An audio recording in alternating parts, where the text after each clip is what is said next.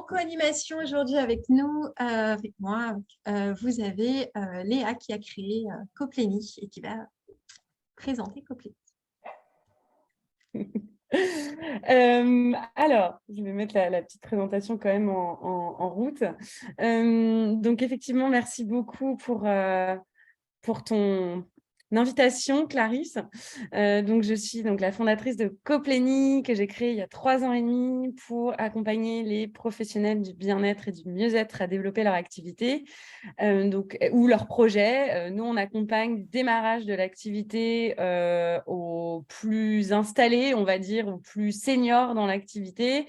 On accompagne également des créateurs d'entreprises, de concepts, de produits, de services en tout genre, mais vraiment dans le secteur du bien-être et du mieux-être. Et on est maintenant 7 dans l'équipe Coplénie à pouvoir accompagner tout le monde à réussir son projet, son rêve ultime,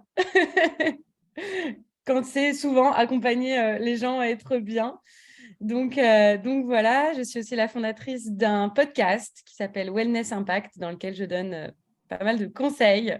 J'invite aussi des entrepreneurs aguerris à donner un petit peu leur témoignage sur plein de thématiques différentes. Donc, vous pouvez aller écouter, c'est sur toutes les plateformes d'écoute. Wellness Impact. Voilà. Et puis après, je suis aussi créatrice de contenu sur les réseaux sociaux, notamment Instagram et LinkedIn.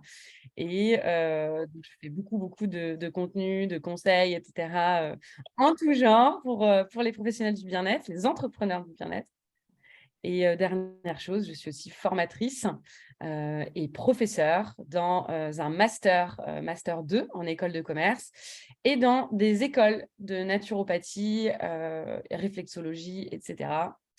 En tant que formatrice en communication. Voilà. Beaucoup de casquettes. Oui. Merci Léa, en tout cas, d'avoir accepté de co-animer ce webinaire. Alors, 2 petites choses. Il y a 2 personnes qui ne nous entendent pas. Alors, je ne suis pas du tout douée avec l'informatique, donc je ne saurais pas trop expliquer. Peut-être changer de serveur, c'est ça, non? Bref, se connecter avec autre chose que… De navigateur. Merci. Éventuellement. Éventuellement. Voilà, je propose… En tout cas, ça me permet de rebondir sur le chat. Le chat va vous permettre de poser plein de questions. Voilà, si besoin, vous pouvez passer par le chat lors de la présentation. Vous avez aussi la possibilité, je crois, de manifester le besoin de poser une question quelque part. En tout cas, n'hésitez pas. Vous allez avoir un temps de questions-réponses à la fin de la présentation, mais vous pouvez aussi poser des questions sur le moment sans souci. Voilà, moi, je surveillerai la partie des messages pour pouvoir poser toutes les questions. Est-ce que ça vous convient? On peut démarrer? Je vois des têtes qui disent oui, c'est bon alors. Hop.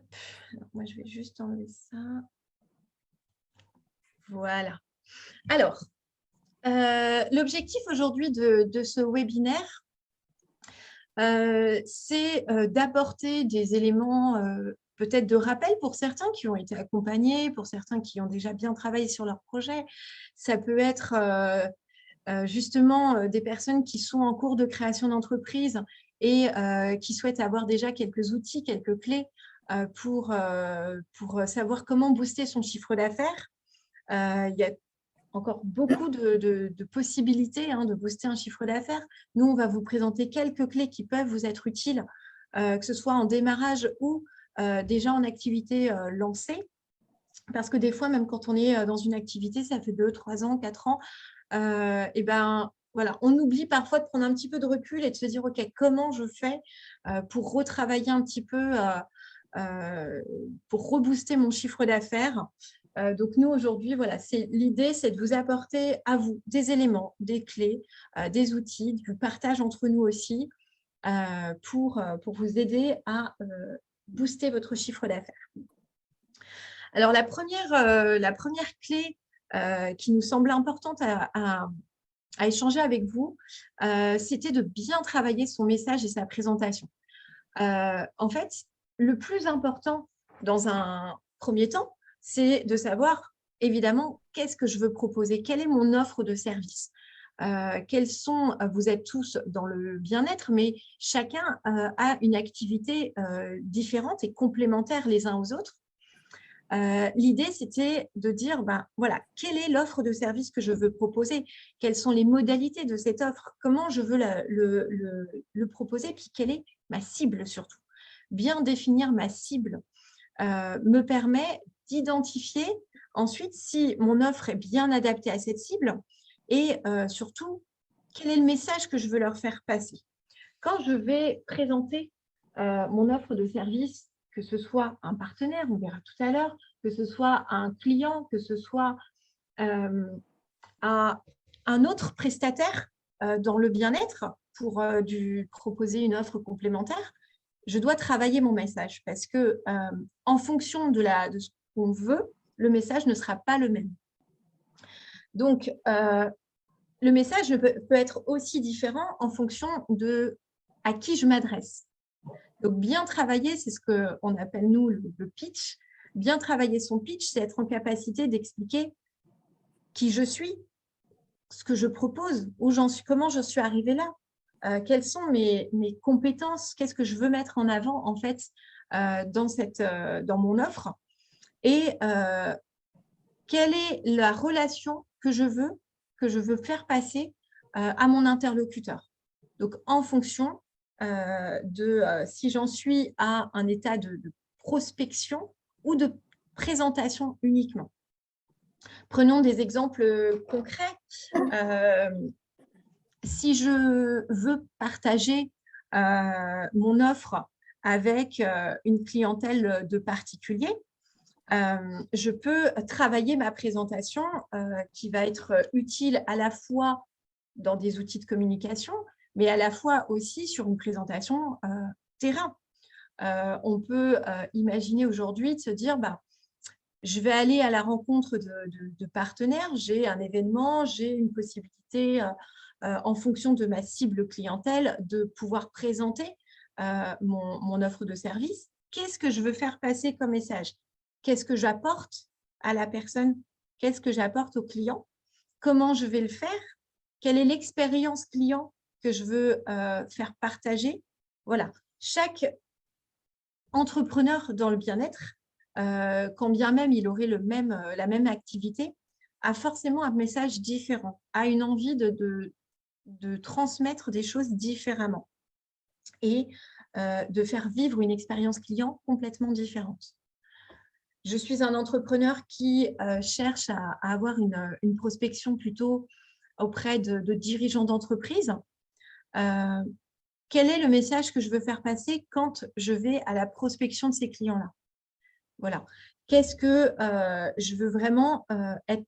Voilà. Qu'est-ce que je veux vraiment préciser dans mon message, dans ma présentation?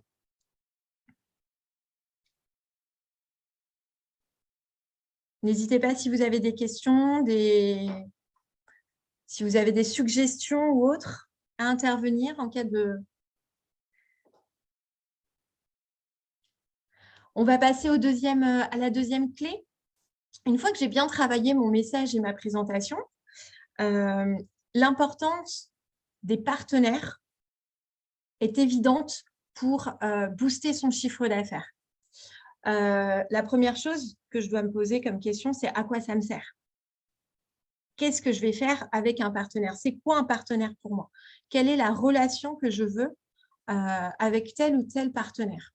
Donc, définir la relation et me poser la question, pourquoi j'y vais? À quoi ça me sert? Est-ce que l'objectif, c'est de pouvoir proposer une offre en complémentarité avec ce partenaire? Est-ce que mon objectif, c'est de trouver un lieu d'accueil pour telle ou telle offre de service que je peux proposer? Est-ce que l'objectif, c'est qu'on parle de moi, de mon offre? Voilà. Quelle est l'importance du partenaire? C'est vraiment quelle est la relation que je veux avec ce partenaire. Qu'est-ce que je vais pouvoir lui proposer? J'arrive avec mon offre de service, ma cible, mon message. Donc, toute ma présentation, elle est vraiment travaillée. Et ensuite, quand je vais voir un partenaire, je cherche vraiment à définir quelle est cette relation que je veux avec lui. Ces partenaires, il faut les cibler aussi. On ne peut pas les voir tout le monde et n'importe qui. J'installe mon cabinet dans un centre voilà, d'un village, dans une rue passante, avec des commerçants, etc. Si j'ai des outils de communication et que je veux aller voir les commerçants pour leur distribuer des outils de communication, vous voyez bien que la relation partenariat n'est pas du tout la même que si je vais aller voir un autre acteur du bien-être pour lui proposer de travailler ensemble et de proposer une offre complémentaire. Voilà, on n'est pas du tout sur les mêmes bases de relation. Donc, cette définition de la relation est très importante. Au-delà du partenariat, de quelle relation, comment est-ce que je définis le besoin que je peux avoir, il est aussi important de définir la cible partenariat par rapport à ma cible clientèle.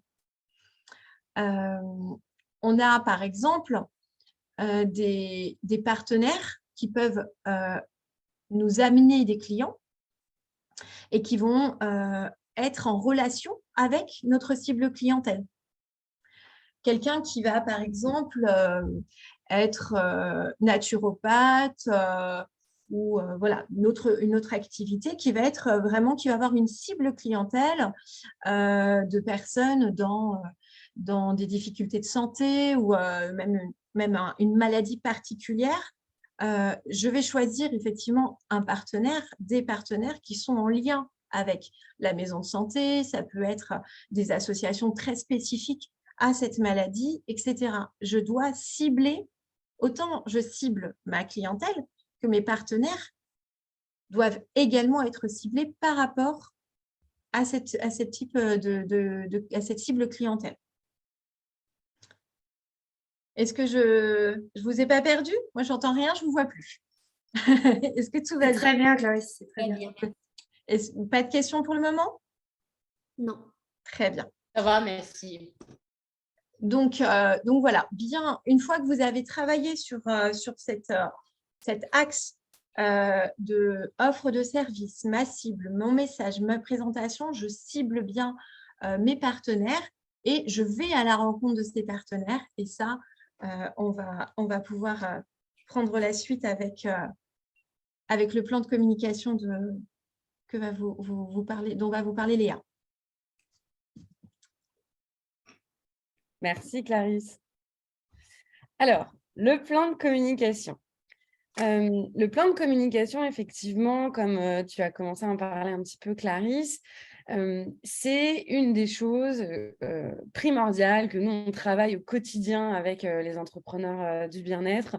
C'est l'une des prérogatives, je dirais, pour réussir à augmenter son chiffre d'affaires, même si, soyons clairs, la communication, c'est quelque chose qui est de l'ordre de l'impalpable, ou disons, on va semer pour récolter plus tard, à part dans le digital. Et ça, c'est mon premier point, parce que dans le digital, on va pouvoir mesurer certaines actions qui sont plutôt quantitatives que qualitatives. Ça veut dire qu'il y a une quantité, je ne sais pas, de commentaires, une quantité de visites sur le site. Donc, c'est mesurable. Le plan de com digital, moi, je vous conseille vraiment d'avoir un peu ce triptyque site internet, Google My Business et enfin réseaux sociaux. Je vais préciser ces 3 points, évidemment, qui sont essentiels aujourd'hui dans le digital. Ça ne suffit plus d'avoir un flyer et une carte de visite. On n'est plus en 2000. Allez, peut-être que ça marchait encore en 2015. Mais aujourd'hui, ce n'est plus le cas. On est vraiment dans l'ère du digital qui peut en agacer certains et en en rassurer d'autres parce que le digital nous permet aujourd'hui d'être visible, de se faire connaître, de transmettre des messages qui sont pour vous très importants, à savoir transmettre votre savoir-faire, moi je l'appelle le super pouvoir pouvoir effectivement avoir donc des clients. Effectivement, le digital, c'est quelque chose qui en général est pas hyper maîtrisé par cette audience, donc par les entrepreneurs du bien-être, mais qui se travaillent. Quand je parle effectivement de ce fameux triptyque site internet, réseaux sociaux, Google My Business, c'est des choses qui sont accessibles pour vous. Alors, au préalable, qu'est-ce qu'on fait? On définit une cible. Parce que tout ce que vous allez raconter sur votre site internet, raconter sur les réseaux sociaux et exposer sur Google My Business, eh bien, va être en relation avec là ou les cibles de clientèle que vous avez définies. Je ne pense pas être la première à vous parler de cibles. Je pense que Clarisse, tu le fais et avec tes accompagnés, vous en parlez beaucoup. La cible, c'est primordial. On dit souvent que cibler tout le monde, c'est cibler personne. La prérogative de la com, c'est ça. C'est clairement la cible. Une fois que vous avez fait cette première étape, effectivement, vous allez choisir vos canaux de communication digitaux, à savoir, OK, je vais sur les réseaux sociaux, mais lesquels? S'il n'y a pas de stratégie bien définie derrière et que votre cible, elle est sur Facebook et pas sur TikTok, effectivement, n'allez pas perdre du temps à aller sur TikTok, soit clair. Il faut que ce soit cohérent. J'ai des tas de personnes, j'ai d'ailleurs un client qui m'a appelé la semaine dernière et qui m'a dit coucou Léa, moi je voudrais aller sur les réseaux sociaux parce que j'y suis pas assez, il faut que j'y sois plus, etc. Je lui dis oui, mais d'accord, mais pourquoi? Tu as déjà assez de rendez-vous, je sais que tu en veux plus, mais est-ce que vraiment c'est utile? Oui, c'est utile. Je voudrais aller sur Instagram. D'accord, mais est-ce que ta cible, elle est sur Instagram? Bah, pas vraiment. Bah, pourquoi du coup? Pourquoi perdre du temps à aller sur Instagram si ta cible, elle n'y est pas? Effectivement, il me dit, c'est une bonne réflexion. Donc, posez-vous cette question. Est-ce que votre audience, est-ce que votre cible de clientèle qui va venir vous voir en cabinet ou ailleurs va venir vous voir grâce aux réseaux sociaux? Parce que les réseaux sociaux, il faut être assidu, il faut être régulier, il faut livrer, maintenant on est dans l'ère où s'il n'y a pas de contenu à valeur ajoutée, ça ne sert à rien. Et puis c'est un peu la guerre en fait, les réseaux sociaux pour tout vous dire. Il faut vraiment pouvoir se démarquer avec du contenu à valeur ajoutée. Donc à valeur ajoutée pour votre audience. Donc posez-vous la question de est-ce que mon audience est sur tel et tel réseau social, pardon. Ensuite, le site internet, effectivement, le site, c'est quelque chose, c'est une prérogative qui, à mon sens, est nécessaire pour développer son activité. J'ai beaucoup de clients qui ont des rendez-vous pris grâce à leur site internet. Donc, ça veut dire quoi? Ça veut dire que votre site, je vous conseille et je signe et je resigne pour ce conseil-là, de le déléguer à quelqu'un, chacun sa spécialité, déléguer votre site à quelqu'un qui sait faire, quelqu'un qui du coup référencera correctement votre site, parce que je vois trop de personnes, d'entrepreneurs faire leur site internet par manque souvent de moyens. C'est une erreur. C'est une erreur parce que c'est bien d'avoir un beau site internet, mais si demain il n'est pas référencé, ça ne sert à rien.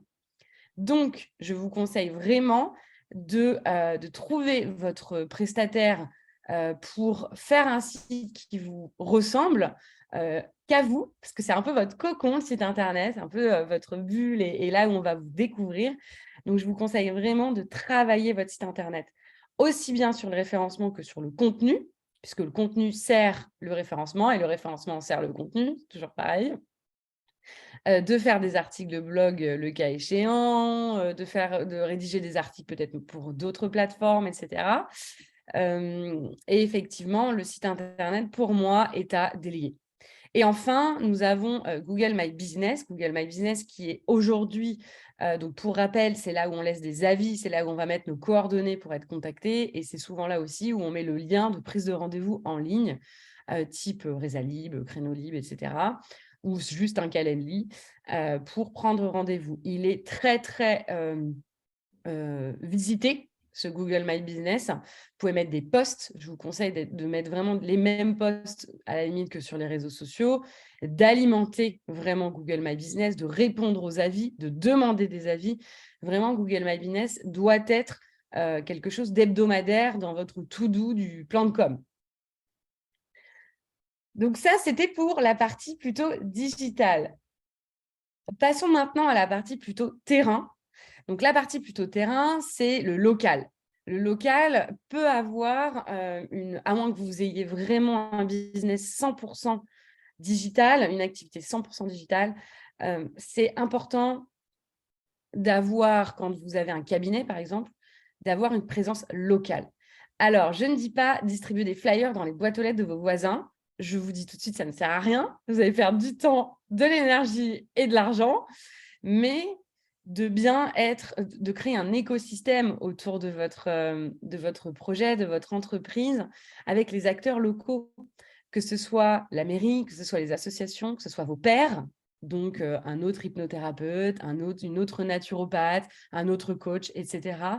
Mais ça passe aussi bien par les prescripteurs.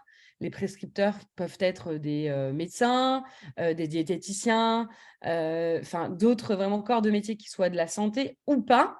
Ça peut être aussi des magasins avec lesquels vous allez faire des partenariats. Tout à l'heure, tu en parlais, Clarisse, des partenaires. Donc, le local, c'est tisser en fait un écosystème, un espèce de collectif autour de vous, de votre projet qui va vous recommander et du coup qui va booster votre bouche à oreille. Le bouche à oreille étant la recommandation étant le vecteur, le canal de communication le plus puissant, mais aussi le plus long. Et il commence en local, voire en ultra local. J'ai des personnes, j'ai plein d'exemples de personnes qui vivent très bien de leur activité sans le digital, mais que en local, qui ont que des recommandations. Mais pour avoir des recommandations, il faut se bouger. Ce n'est pas en restant dans son coin qu'on va se faire voir. Donc, c'est aussi aller dans des réseaux, effectivement, d'entrepreneurs comme le club BGE, par exemple. Mais c'est aussi aller dans des réseaux, peut-être dans le bien-être, pour faire du troc, des échanges de pratiques avec des praticiens. Il y a plein d'assauts, il y a énormément d'assauts. Donc, renseignez-vous au niveau local sur ce qui se fait au niveau de votre secteur entrepreneurial, mais aussi bien-être, pour avoir les deux et puis pour pouvoir parler de votre activité. Donc, en fait, le local, c'est parler de son activité, parler de son activité, parler de son activité. C'est vraiment ça. Quand vous vous présentez, que ce soit à la boulangerie ou, parce que je vais en reparler, ou dans un club d'entrepreneurs, parlez de votre activité. Et pour parler de son activité, il faut préparer ce qu'on a à dire. Ça, c'est très important. Le fameux pitch. Vous pouvez évidemment déposer des flyers. Moi, je le disais encore en cours hier avec mes étudiants en réflexologie. Vous pouvez bien sûr distribuer des flyers, mais à vos prescripteurs, donc aux personnes qui vont potentiellement vous recommander. Donc, je ne sais pas, un cabinet de médecin, eh bien, vous allez laisser un flyer dans le cabinet de médecin, s'il est d'accord pour vous recommander, bien sûr. Donc, le local, c'est vraiment très important de le développer, de l'entretenir, de le chouchouter, aussi bien que le digital.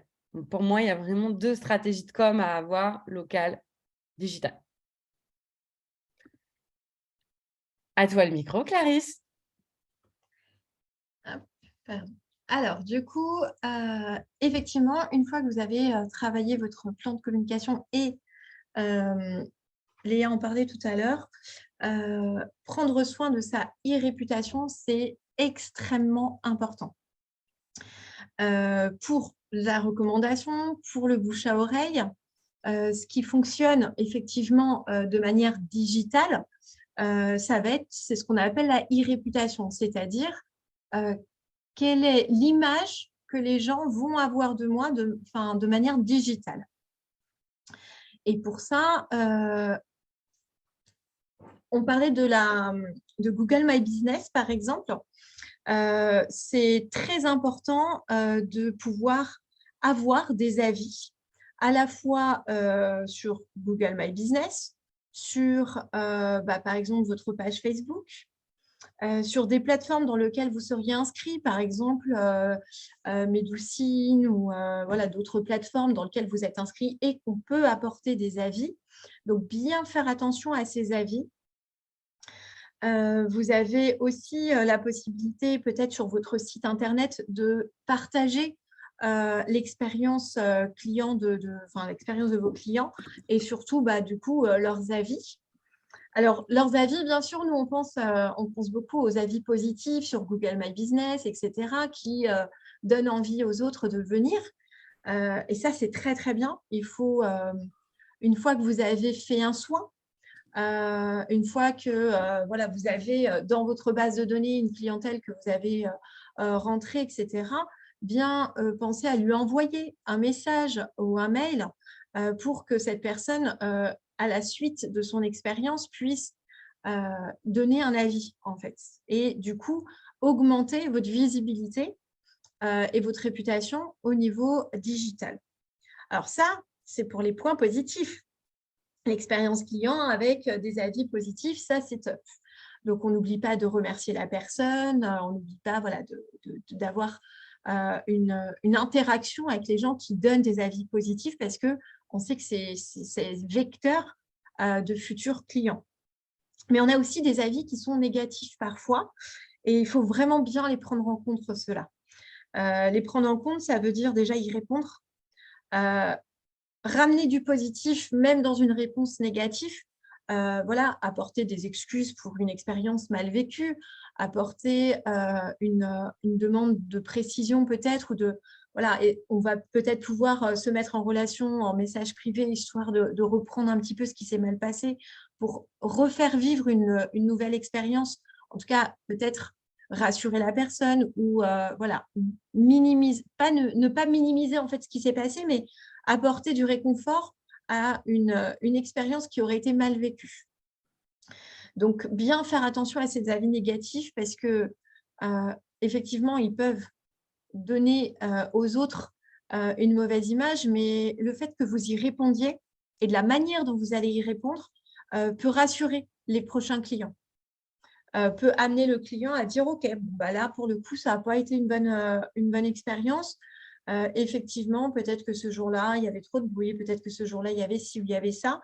Mais en tout cas, la personne, elle prend le soin de répondre. Elle prend le soin de répondre poliment, agréablement. Elle propose quelque chose, voilà, de se remettre en contact. Donc, ça veut dire qu'elle s'intéresse vraiment à la clientèle qu'elle a reçue et notamment la clientèle qui n'ont pas forcément bien vécu les choses. Donc, ça veut dire que c'est quelqu'un quand même d'agréable. Donc, on peut aller échanger avec cette personne-là. On parle de Google My Business, qui est une page très importante pour la réputation de votre activité. On pense aussi à Facebook et notamment à tous les posts que vous pouvez faire qui peuvent avoir des réponses. Voilà, il peut y avoir un débat qui se lance, il peut y avoir… donc, bien faire attention quand vous faites un post, quand vous amenez un élément. On parle de Facebook, mais ça peut être sur d'autres réseaux. Avoir une surveillance très importante sur les échanges qu'ils peuvent avoir dessus. Donc, entre les gens qui peuvent ne pas être d'accord, par exemple, ou quelqu'un qui va apporter un avis négatif sur une expérience vécue avec vous. Surtout, voilà, bien faire attention d'avoir une surveillance sur ce qui se dit, de remercier toujours les commentaires positifs et d'amener vraiment ces commentaires négatifs à un échange autre pour, au-delà de lui faire changer d'avis, mais c'est aussi par rapport aux autres clients qui vont arriver, de montrer que vous êtes dans l'échange, dans la discussion et que vous n'êtes pas complètement fermé et que pour vous, voilà, vous êtes en capacité de vous remettre en question aussi. Donc ça, voilà, 2 choses très importantes dans la réputation, avoir une surveillance, un suivi des échanges qui peuvent y avoir dans les posts que je mets, peu importe, qu'ils soient sur LinkedIn parce que ma cible clientèle, elle est auprès des dirigeants d'entreprise ou des salariés, que ce soit sur Facebook, Instagram, auprès des particuliers, peu importe. Mais vraiment, voilà, le besoin de surveiller si je lance des posts il faut que je surveille en fait les réponses qu'il peut y avoir et que j'y réponde. Jouer la transparence, vraiment. Plus vous êtes transparent dans vos réponses et plus vous amenez les clients, les lecteurs en fait de ces réponses à comprendre la situation et à comprendre que vous êtes ouvert à ça. Vous êtes ouvert à la critique et vous êtes ouvert à échanger par la suite. Et l'importance d'aller chercher des avis pour amener le bouche à oreille digital cette fois-ci, mais un bouche à oreille qui peut être aussi vecteur de clients et qui est très important. Donc pour ça, il faut effectivement voilà, une page Google My Business bien remplie, une page Facebook, un compte Facebook qui soit dynamique, et puis sur votre site internet, la possibilité d'y afficher aussi les avis, etc. Bon, là, on ne met que les positifs, bien évidemment. Voilà pour la e-réputation. Comment améliorer cette e-réputation si vous commencez à avoir des avis vraiment négatifs qui arrivent? Déjà, bon, améliorer les points négatifs, c'est les prendre en compte. C'est essayer de comprendre ce qui s'est passé, essayer de comprendre ce qui n'a pas fonctionné et apporter une amélioration sur ce point-là. Et puis, toujours réfléchir à expérience client. Qu'est-ce que je veux apporter comme expérience? Et plus j'apporte une expérience qui est cohérente entre mon message, ce que j'avais vendu finalement, et ce qui est vécu par le client, plus je suis garante d'une e-réputation qui sera positive, parce que je serai cohérente avec ce que j'ai proposé.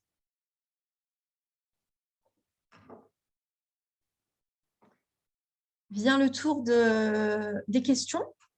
Alors, on avait déjà 2 questions. Hop, sur le chat, je vais revenir dessus. Première question de Véronique. J'ai besoin de me former sur la gestion des réseaux sociaux. Des propositions de formation seraient les bienvenues. Léa, je te laisse commencer. Oui, alors pour tout ce qui est offre, j'en ai pas à parler effectivement dans le webinaire. On était vraiment là pour vous donner des clés. Mais je vais vous mettre mon agenda et le mieux, c'est quand même qu'on puisse… donc l'agenda, il est là en lien, le ZCal, que vous puissiez prendre rendez-vous avec moi. Et en fonction, moi, ce que j'aime, c'est qu'en fonction de vos objectifs et de là où vous voulez aller et de vos besoins, je sais vous orienter vers tel et tel accompagnement qu'on propose pour vraiment vérifier que les réseaux sociaux, ce soit pour vous la bonne tactique, tout simplement. Adapté, effectivement, oui. Une formation sur la gestion des réseaux sociaux, c'est très bien de vouloir monter en compétence sur cette partie-là parce que vous comprenez bien l'importance, mais il faut effectivement d'abord bien cibler quel réseau pour quelle cible, comment je peux faire, travailler sur un plan de communication parce que quand on se lance sur un réseau, il faut le suivre, il faut être actif dessus, réactive, avoir une surveillance, etc. Donc, c'est du travail et il ne faut pas s'éparpiller. Donc, un point, effectivement, avec Léa peut être le bienvenu pour pouvoir vraiment définir le besoin. BGE a également un ensemble de formations diverses pour monter en compétences dans diverses thématiques que vous pouvez retrouver sur le site internet de BGE Perspective. Mais n'hésitez pas à faire le point avec Léa et en fonction des formations qu'elle pourra vous proposer, elle pourra également faire le lien avec BGE si elle n'a pas la possibilité d'y répondre là-dessus. La question de Marie-Isabelle. Cela veut-il… Marie-Isabelle, je ne l'avais pas vue. Cela vaut-il la peine de faire des publicités Google sur nos sites internet? Est-ce que ça ne décrédibilise pas notre pratique? Alors, non, Marie-Isabelle, pas du tout. Alors, les publicités Google, il faut savoir que c'est très cher. Il faut avoir un sacré budget pour assurer derrière. au moins 500 €, entre 300 et 500 € par mois pour le minimum. Quelqu'un qui derrière suit parce que c'est un vrai métier, donc il faut quelqu'un qui puisse suivre. Donc nous, on le fait chez Coplenny, on fait des campagnes Google Ads. Après, non, ça ne décrédibilise pas du tout si votre site derrière, il est sérieux. Ah, c'est ça, c'est sûr. Si votre site, il est béton derrière, que vous montrez bien votre, pas votre légitimité, mais que vous montrez ce que vous avez fait, votre parcours, votre renseignement, il y a pas de raison. Dès lors que ça décrédibilise, c'est parce qu'on a un site internet où on ne donne pas les infos, où c'est un peu bancal au niveau de la formation, voilà. Mais ce qui, je sais, Marie-Isabelle, n'est pas ton cas.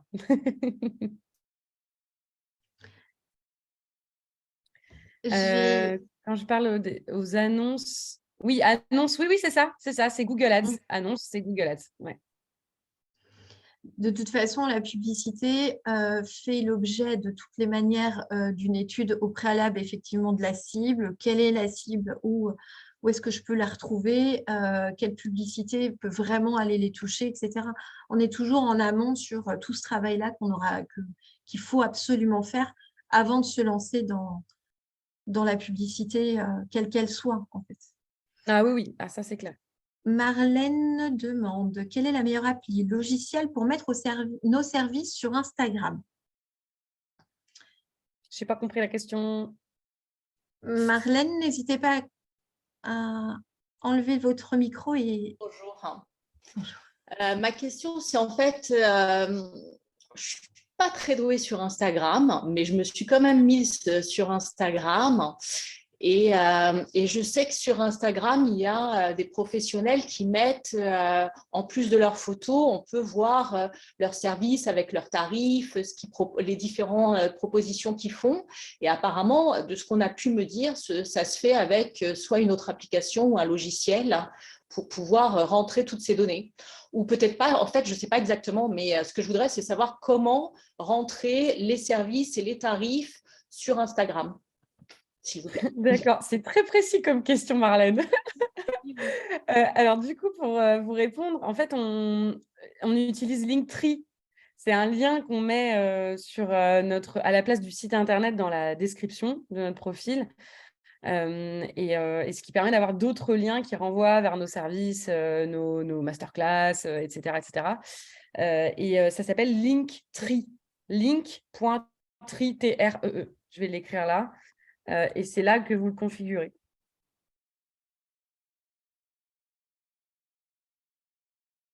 C'est assez pratique, effectivement.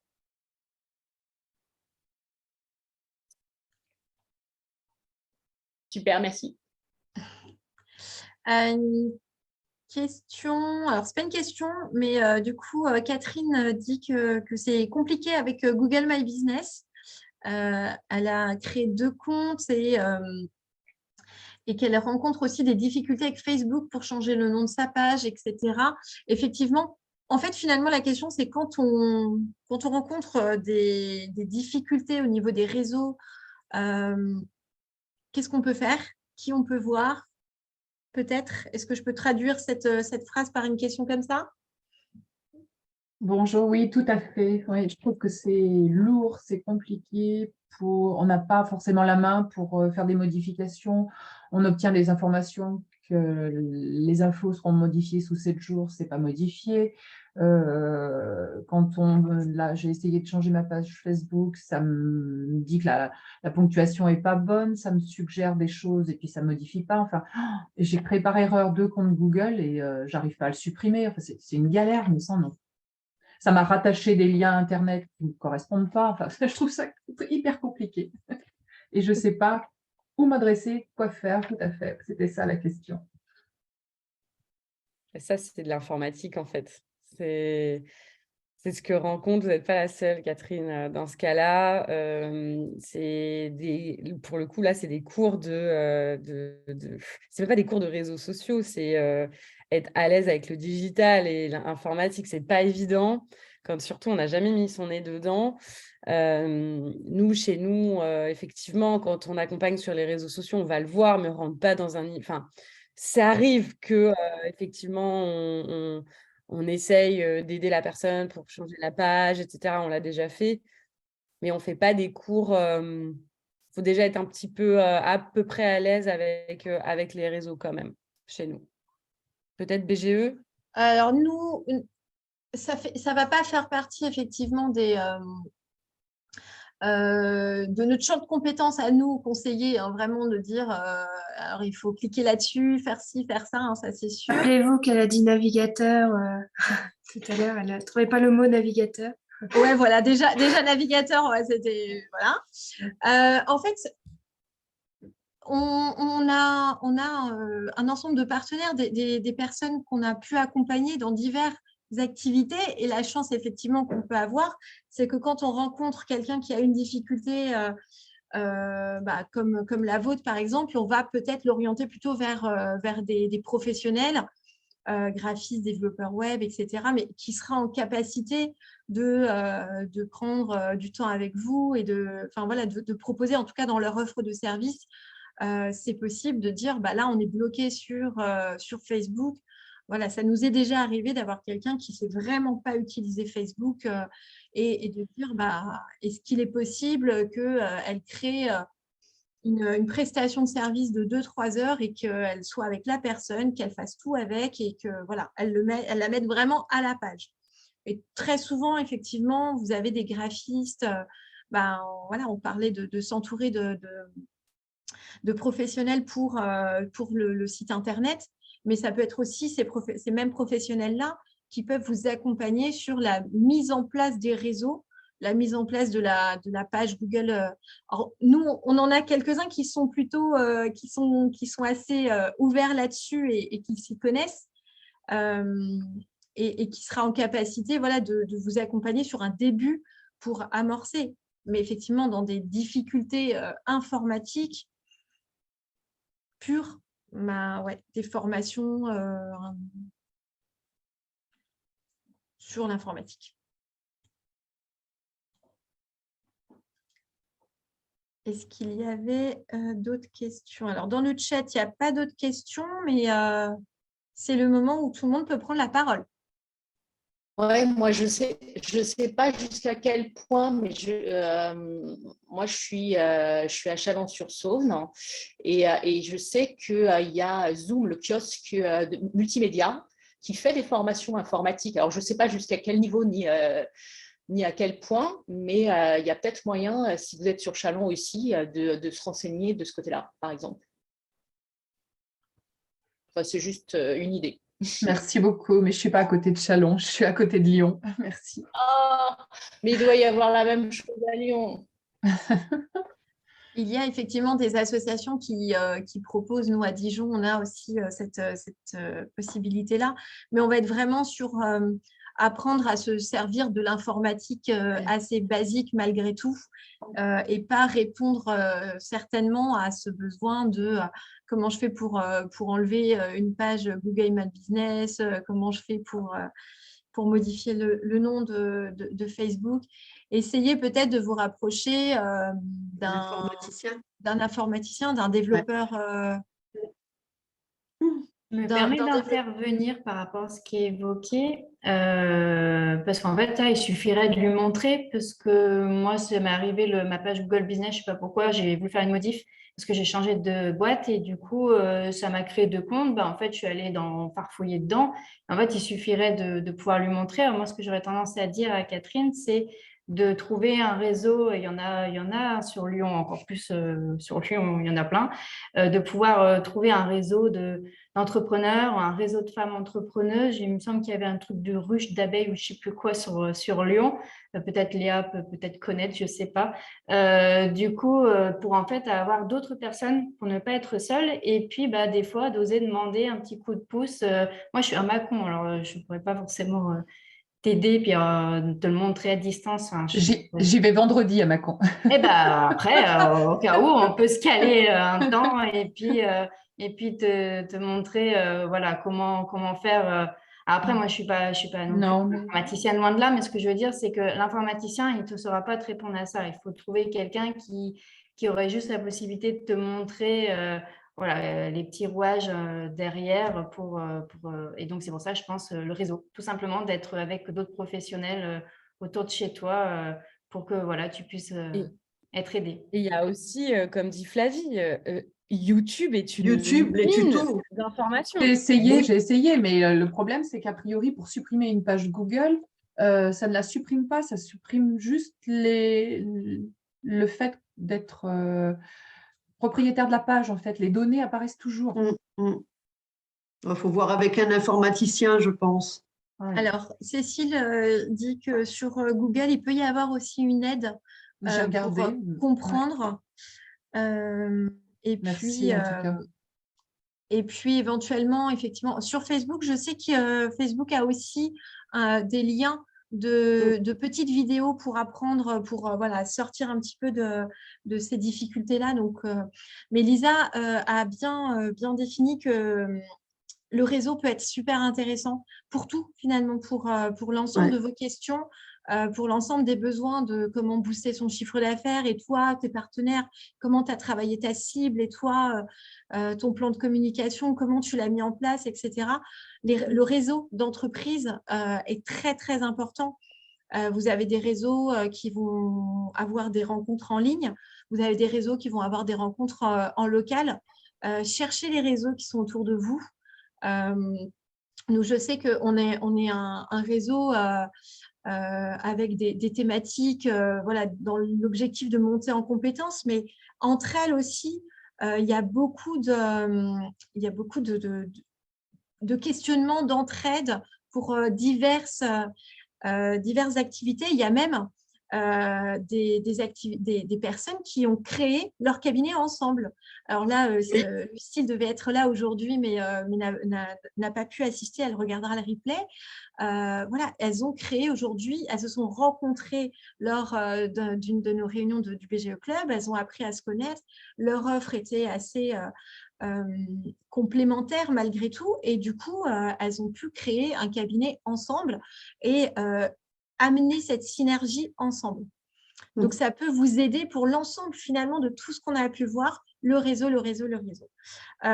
Lisa disait Femmes de territoire. Oui, Femmes de territoire est un réseau national.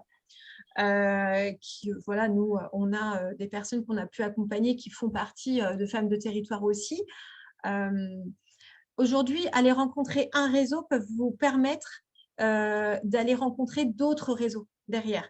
Nous, notre objectif aussi à BGE, c'est de faire des rencontres inter-réseaux, de vous montrer aussi toutes les possibilités que vous pouvez avoir, que ce soit vous en tant qu'entrepreneur dans le bien-être, de vous faire rencontrer pour ceux qui ne connaissent pas Coplénie, pour monter en compétences, pour aller chercher d'autres compétences aussi, d'autres acteurs dans le bien-être comme vous et de vous raccrocher aussi à monter en compétences comme ça pour pouvoir améliorer et aller encore plus de l'avant dans vos activités. Et ça peut être Femmes de territoire, ça peut être Dinabaye, ça peut être… Il y a tout un tas d'entrepreneurs et de réseaux qui existent. Donc, Femmes de territoire doit bien évidemment exister aussi à Lyon, en tout cas dans son périmètre. N'hésitez surtout pas à fouiller un peu sur Internet et si besoin à revenir, vous avez mon mail à la fin aussi. Je peux vous mettre en relation avec d'autres personnes qui pourront se faire suivre sur votre lieu géographique. Entendu, merci.